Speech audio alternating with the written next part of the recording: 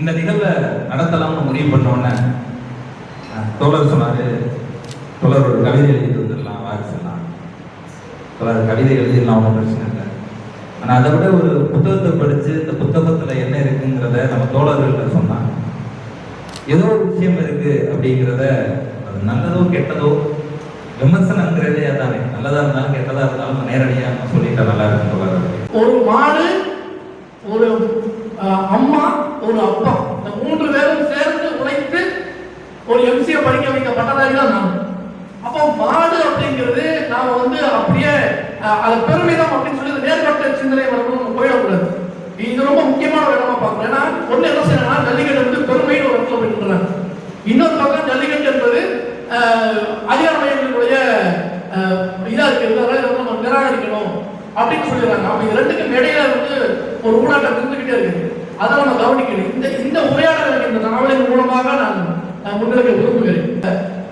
புதுக்கோட்டை, சிவகங்கை, ராமநாதபுரம், விருதுநகர், மதுரை இந்த போன்ற பகுதிகளுடைய வாழ்வாதாரத்துடைய ஒரு அங்கமாக இருக்கிறதுனால இந்த மாடு வளர்ப்பு அப்படிங்கிறத நாம ஒரு பெருமையாக பார்த்துடக்கூடாது அப்படின்னு ஒரு விஷயம் வைக்கிறேன்.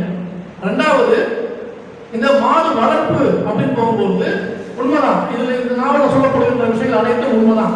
பெருமிதங்களுக்காக மாடுகளை வளர்ப்பதும், அந்த ஒரு குழு மனப்பான்மை வந்தது, குழு மனப்பான்மைக்காக சண்டை போடுவது, இந்த மாதிரியான போக்குகளும் இங்க இருக்கதான் செய்யுது.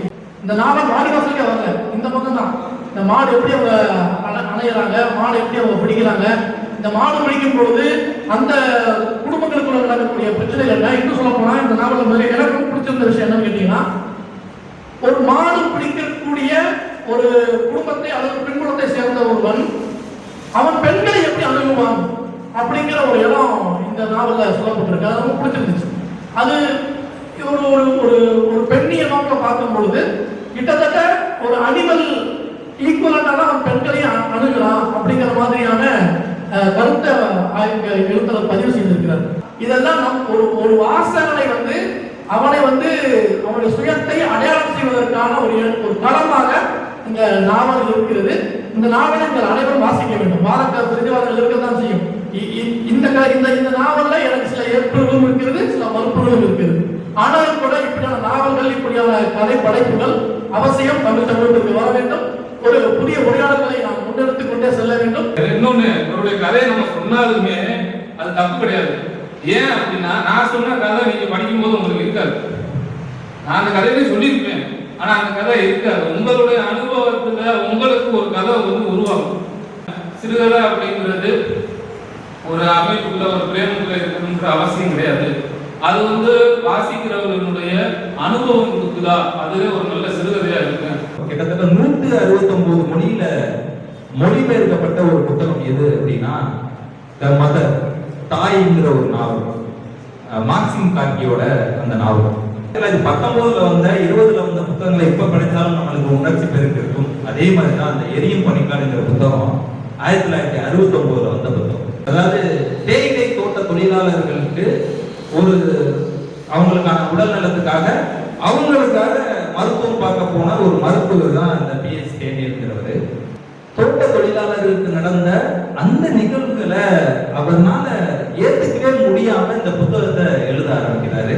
நவீனமயமா இப்பவும் நடந்துகிட்டு இருக்க ஒரு விஷயம் தான் இந்த புத்தகம். வசந்த பாலன் இயக்கத்துல அங்காடி தெருன்னு ஒரு கதை, ஒரு துணிக்கடையில நடக்கக்கூடிய அந்த இன்னல்களை நான் ஒரு 10 வருட காலம் தனியார் பள்ளியில வேலை பார்த்ததுனால இதை வாசிக்க ஏதோ நான் பள்ளிக்குள்ள நான் வேலை பார்த்துட்டு இருந்த மாதிரி இருந்துச்சு. இது தேயிலை தோட்டத்துல நடக்கிற நிகழ்வு. அங்க தேயிலை இல்ல, மாணவர்கள் இருந்தாங்க, அவ்வளவுதான் விஷயம். இப்பவும் இதே நிலைப்பாடோட தான் இன்னைக்கு இருக்க மெட்ரிக் தனியார் பள்ளிகள் இருக்கு. அதை நம்ம வாசிக்கும் போது நம்மளுக்குள்ள ஒரு புதிய கதைகளை உருவாக்கலாம், புதிய நினைவுகளை உருவாக்கலாம்.